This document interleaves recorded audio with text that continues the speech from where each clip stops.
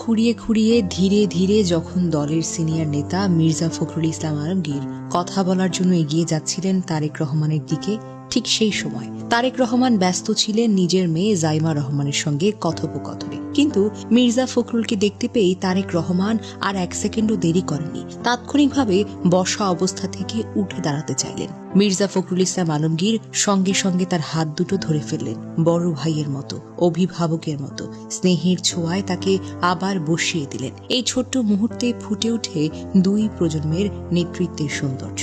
অথচ বাস্তবতা হলো তারেক রহমান বিএনপির চেয়ারম্যান।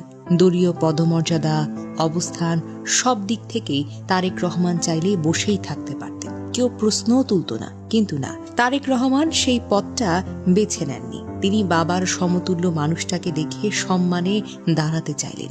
এই ছোট্ট দৃশ্যটাই তো বলে দেয় অনেক কিছু। এখানে আছে নেতৃত্বের শালীনতা, আছে বড়দের প্রতি নিখাত সম্মান, আছে ক্ষমতার অহংকারহীন ব্যবহার। একদিকে একজন নেতা যিনি সম্মান দিয়ে দাঁড়ান, অপরদিকে একজন প্রবীণ রাজনীতিক যিনি সেই সম্মানকে ভালোবাসায় সামনে নেন। বেগম জিয়ার শোকসভা থেকে আরেকটি ভিডিও ভাইরাল হয়েছে।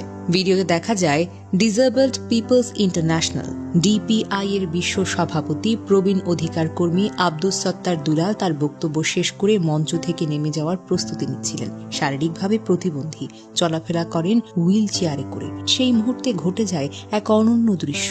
আব্দুস সত্তার দুলাল যখন ফিরে যাচ্ছিলেন তখন তারেক রহমান আর এক মুহূর্ত অপেক্ষা করেননি, নিজের আসন ছেড়ে ছুটে এসে দাঁড়িয়ে যান এবং সশ্রদ্ধভাবে তার সঙ্গে কুশল বিনিময় করেন। একজন প্রতিবন্ধী অধিকার কর্মী যিনি সারা জীবন লড়াই করেছেন অবহেলিত মানুষের মর্যাদার জন্য, তার সম্মানে উঠে দাঁড়ানো একজন রাজনৈতিক নেতা। এই দৃশ্য যেন নীরবে বলে দেয় তারেক রহমানের কাছে মানুষের আগে পথ পড়ে।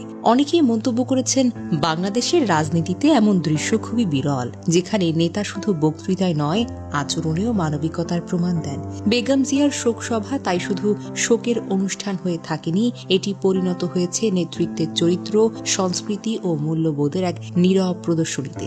একদিকে দলের মহাসচিবের প্রতি সম্মান, অন্যদিকে প্রতিবন্ধী অধিকার কর্মীর প্রতি দাঁড়িয়ে অভিবাদন। এই দুই দৃশ্য মিলিয়ে একটি কথাই স্পষ্ট হয়ে ওঠে, নেতৃত্ব মানে উচ্চ আসনে বসে থাকা নয়, নেতৃত্ব মানে প্রয়োজন হলে আসন ছেড়ে উঠে দাঁড়ানো। এই ভিডিওগুলো ভাইরাল হওয়ার কারণ এখানে। মানুষ পদমর্যাদার রাজনীতি নয়, মানুষ দেখতে চায় মানবিক নেতৃত্ব। আর সেই মানবিকতার প্রতিচ্ছবি হিসেবেই এই শোকসভা থেকে তারেক রহমানের এসব দৃশ্য মানুষের হৃদয়ে জায়গা করে নিয়েছে। তারেক রহমান বারবার প্রমাণ করেছেন একটি